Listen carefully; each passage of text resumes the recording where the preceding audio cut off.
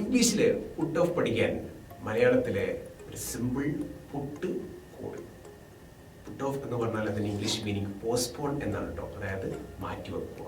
അപ്പൊ നമുക്ക് എങ്ങനെ ഒരു പുട്ട് ഉണ്ടാക്കിയിട്ട് ഈ ഒരു കോഡ് ഓർത്ത് വെക്കാം. ഓക്കെ, നമ്മൾ ബ്രേക്ക്ഫാസ്റ്റിൽ കഴിക്കുന്ന ഒരു ഫുഡിന്റെ ഐറ്റമാണ് പുട്ട്.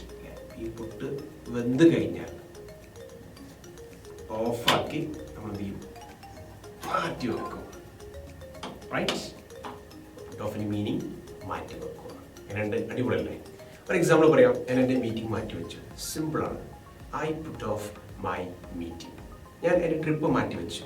എങ്ങനെ പറയാം? നിങ്ങൾ കമൻറ്റ് ചെയ്യട്ടോ.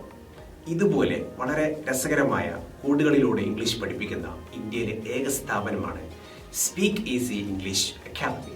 So I'll be back with another code video like this on Wednesday. This is your code buddy Nias from Speak Easy English Academy.